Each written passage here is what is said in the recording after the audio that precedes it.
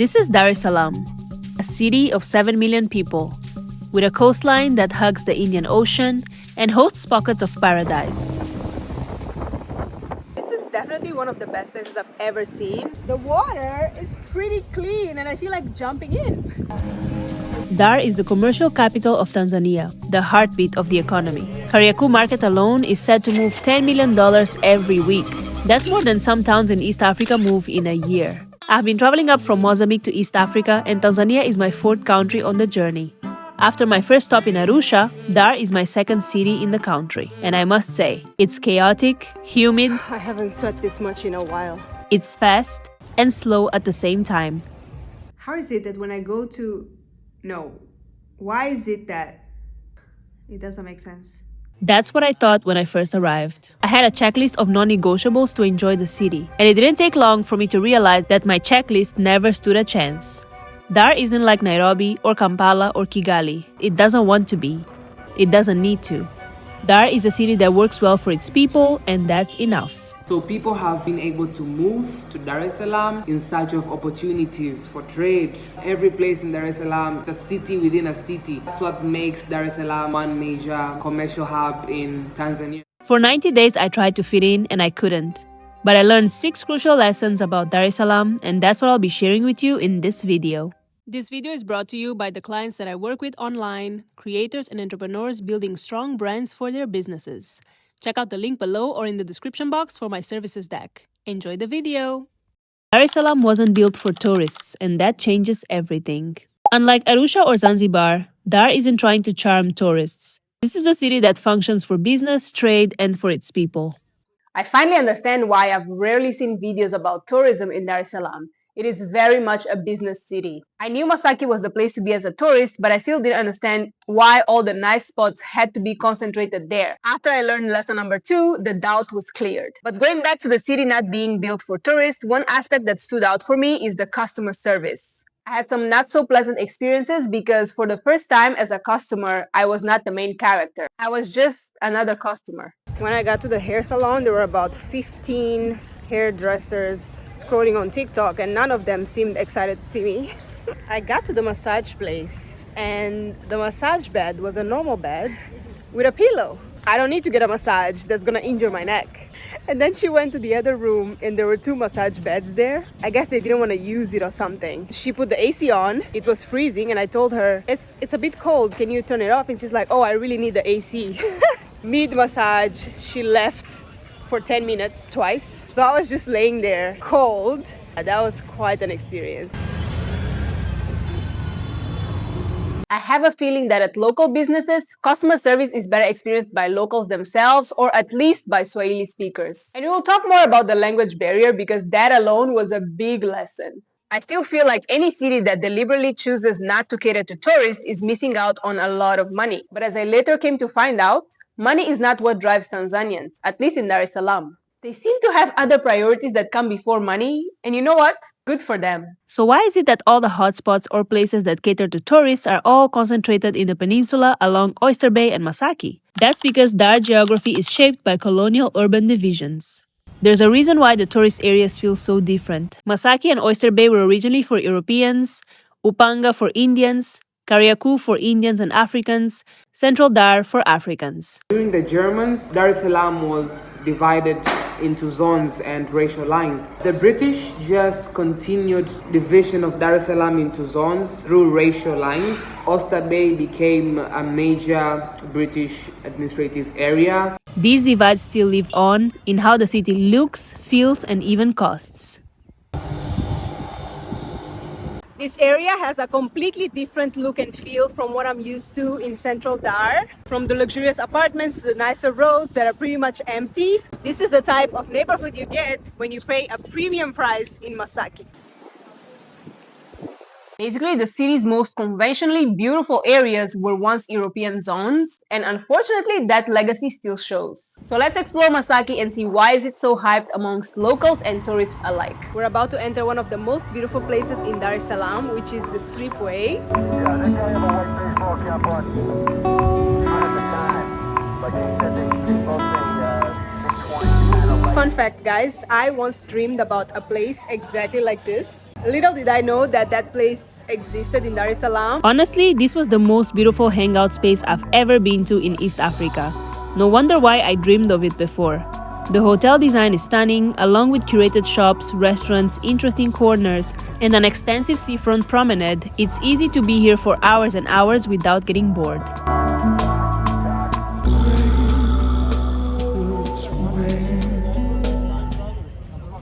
I have no words to describe this place. Besides being such a beautiful infrastructure right in front of the water is pretty clean and I feel like jumping in.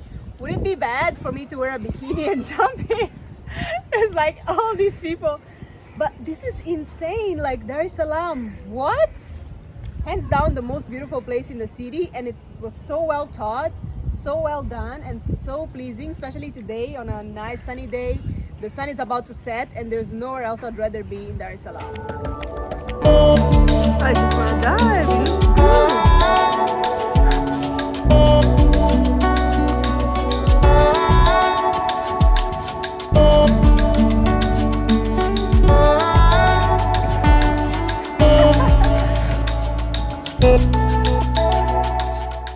I chose to live in central Dar es Salaam for a more local experience, and while I got that, I also got struggle. That's when I learned living in Dar Central means living real and a bit hard. I basically paid to be uncomfortable, but I gained a lot of perspective. And by Dar Central, I mean Upanga and Kariakoo. I cross Morogoro Road almost every day, and every time I admire the dedicated BRT lanes. The buses don't get stuck in traffic, which helps shorten the journey between the city and outer neighborhoods, saving people hours every week. Morogoro Road is my favorite on Sundays, obviously, because you can appreciate the beauty of the road. There aren't much cars, not much traffic, and the sun at 5 p.m. sets beautifully right at the end of the world. Look.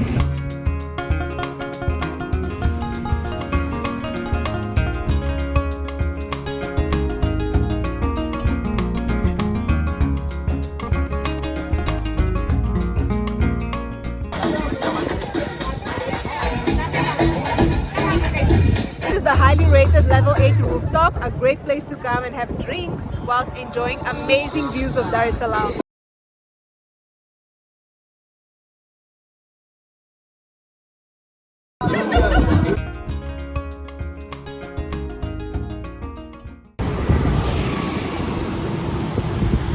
This is City Mall, a place that has been a one-stop shop for me to pick up things, run errands. I do my grocery shopping here. The other day I was talking to the managing director and he told me that all of the stores here are locally owned. So this is a very big economic hub for the neighborhood. It's a 4-story building and they have a cinema right at the top. They also have a really good gym. It is Sunday morning and it's upper body day for me.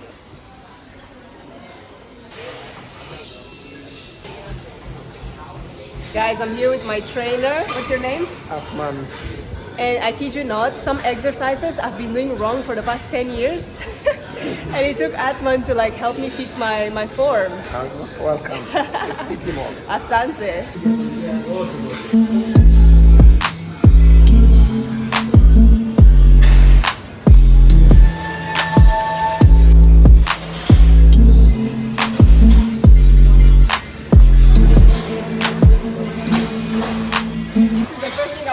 For the past 10 years.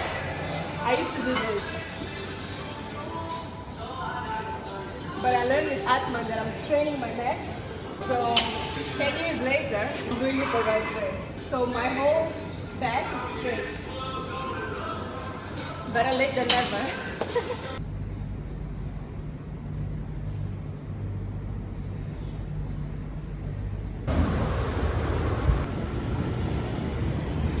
Sundays are so calm. Absolutely my favorite.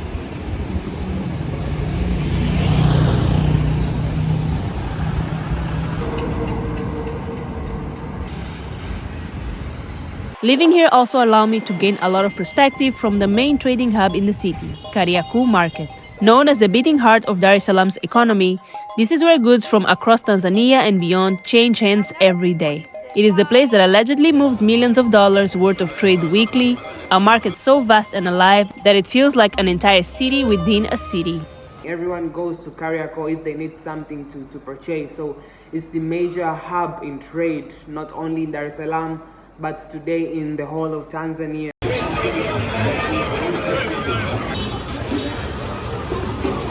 After the busy streets of Dar Central, crossing the Tanzanite Bridge feels like entering a different world. Coco Beach is where the city slows down. It's a place to relax, play sports, eat, or swim in the warm Indian Ocean. So this is the famous Coco Beach.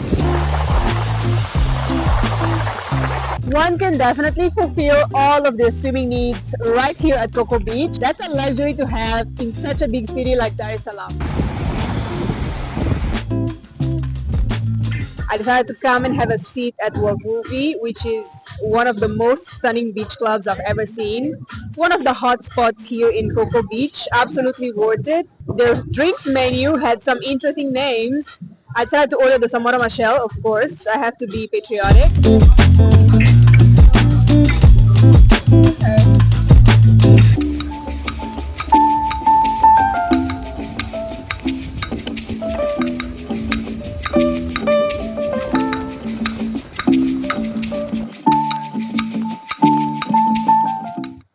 The best part about living in Central Dar though is eating like a local, and that sealed my next lesson. Dar es Salaam probably has the best food in East Africa, in my humble opinion. And I say this because I come from a country where we season our food a lot. And in Dar, I finally felt that again. The seasoning of the food felt familiar, yet distinctive enough to become memorable in my mind and in my taste buds. I'm now heading to the restaurant that I've enjoyed the most throughout my stay in Dar es Salaam. It has kept me extremely well fed. 80% of the time I am the only customer, just like today, and I feel so bad because I feel like I'm the only one enjoying such delicious food.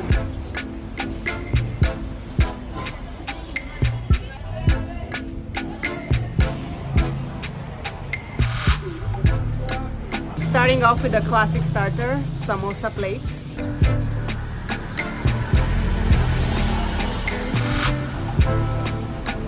Now the star of the show, the best chicken sekela.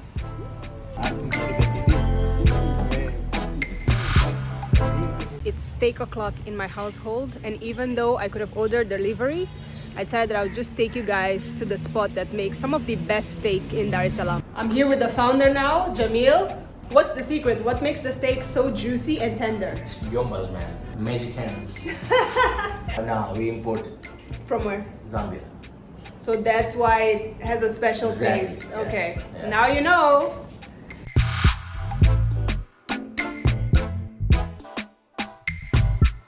Any street food corner with humble facilities and plastic chairs can become the best gastronomic experience you've ever had.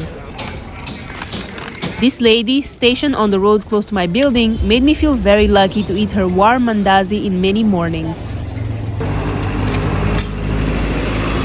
Dar isn't just made of street restaurants, it also has some amazing high-end establishments. I did a thorough research and I think I found what is the most beautiful restaurant in Dar es Salaam.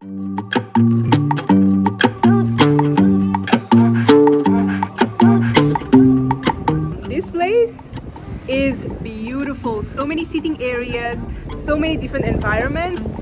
Absolutely great work by the interior design team.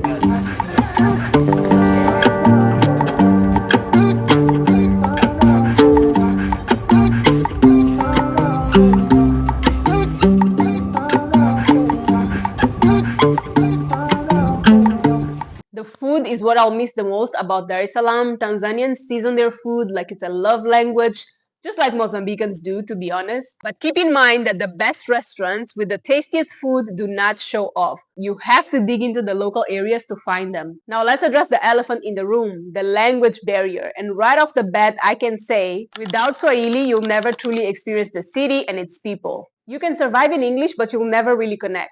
Most people don't care about speaking English here, and it's not out of rudeness, it's just because they don't need it for survival, and Swahili runs deep. When it comes to numbers, it's my fault because I never took the time to sit down and memorize the numbers. In Kenya, the prices go by the hundreds and dozens, and here the prices go by the thousands. So 500 is the only thing I know. Sasa unakuwaje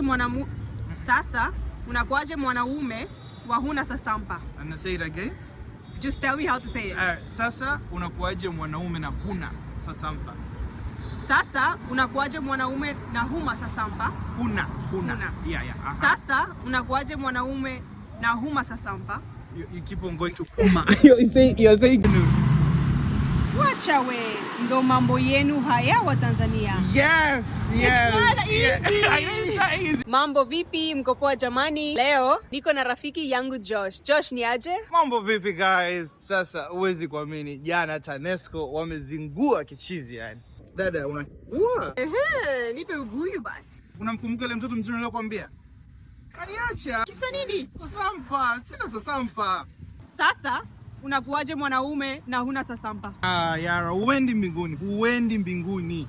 Aise pole mwaya. Sawa. Hafu mbona jana hatujashuti? Umeniacha kwenye mataa. Jana nilikuwa nipo kwa kuzo wangu, alikuwa analia kichizi, unajua lava boy yule. Yaani alikuwa anadhani amepata, kumbe amepatikana. Alikuwa anadhani yuko mwenyewe, kumbe wako wengi kichizi yani mpaka hadi jirani. Wacha we, ndo mambo yenu haya wa Tanzania. Unajua tena mjini hapa, kizuri kula na mwenzio. Mimi na ubao hapa. Tukale basi, tuna nini hapo? Tule biriani. Tule pilau. Tule mandazi. Tule kuku choma. Tule mihogo. Tula Ugali. So how was my Tanzanian Swahili? So bad. Let me tell you, a Tanzanian Swahili, you sound like a rich, spoiled kid. Josh, you're such a hater. I'm not hating, I'm just saying facts. You're like Abby Chums.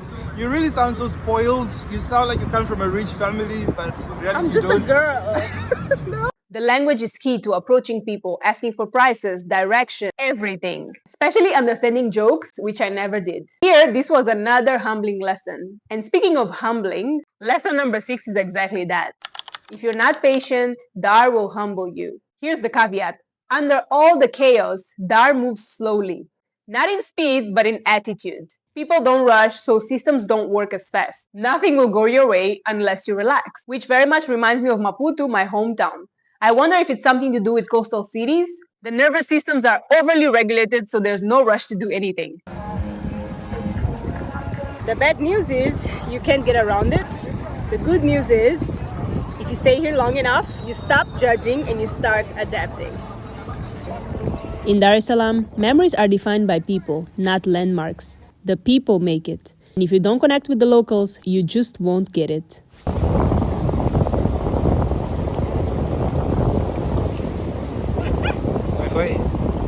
I, of course, ended up connecting with locals that helped me understand Dar better, enjoy the city, and most importantly, learn these lessons that I'll take with me forever. I'm grateful for Tanzania, especially Dar es Salaam, for completely pushing me out of my comfort zone. It took a while, but I ended up falling in love with the city for what it is and not for what I wanted it to be. So I'll definitely be back, Dar, and I'll see you guys on the next one.